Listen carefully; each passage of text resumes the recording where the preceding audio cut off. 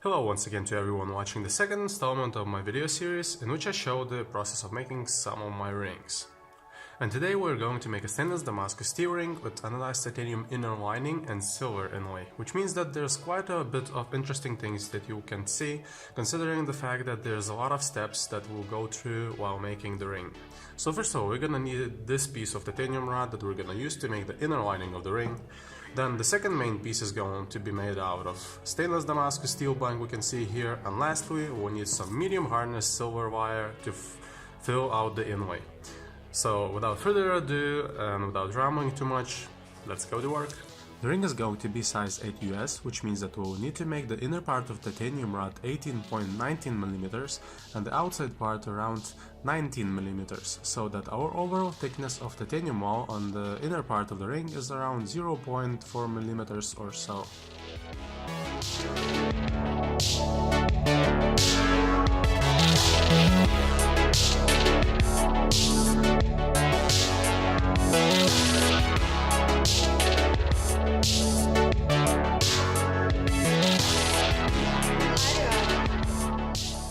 After machining the titanium on both inside and the outside, we will start working on our piece of stainless Damascus.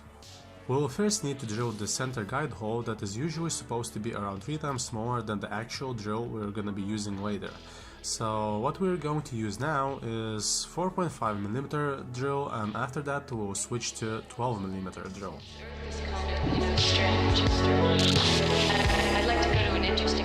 After you finish drilling, it's time to bore the inside of the Damascus piece and make it around 0.05mm smaller than the outer diameter of the titanium piece.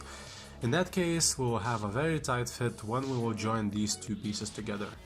After hammering and gluing the piece of Damascus on top of the titanium, we can now start working on the outer part of the ring, slowly machining away excess material away from the piece. The last thing we'll need to do is to cut a groove where we are going to put our silver inlay in. After carefully measuring silver wire and aligning it inside of our groove, we will solder the ends of silver wire together using some silver solder and some flux. After it's done, we can now file away most of the excess silver away before putting the ring on the mandrel and sounding the outer side of the ring using sandpaper ranging from 120 to 800 grit. We're going only up to 800 grit now because it is easier to etch stainless Damascus steel with hydrochloric acid when the surface is not too smooth.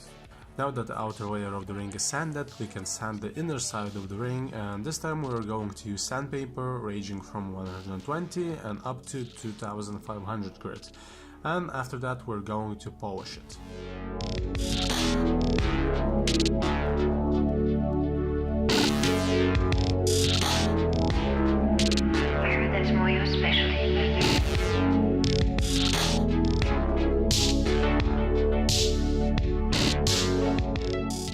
After polishing the inner part of the ring, the next step is etching the outer layer in some warm hydrochloric acid. This stuff is pretty nasty, and if you inhale it you can damage your lungs, so if you ever decide to do it on your own, be careful and use fume hood or do it in a well ventilated area. And as we can see, the etch is pretty nice at the moment, but we'll need to finish sanding the outer layer, which will highlight the pattern even better. This time we're going to use 1000, 1500 and 2500 grit sandpaper to do it.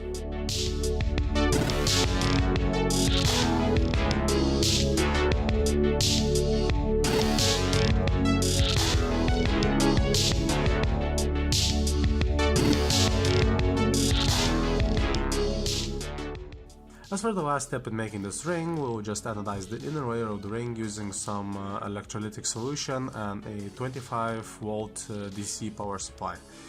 The negative and positive leads from a power supply are connected to a pure titanium wires that we are going to use to create an edge on the titanium part of the ring on the inside.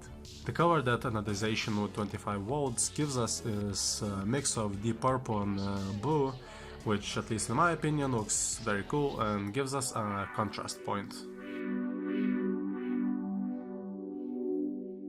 So after all those steps, our ring is now finally finished and it turned out to be great. I love working with stainless Damascus steel because it's such a unique material and it always reveals its beauty only after you etch it, which in the end pays off in my humble opinion. I hope you enjoyed it as much as I enjoyed making the ring, and if you want to see more of my work, follow the link in the description that will lead you to my shop on Etsy.com.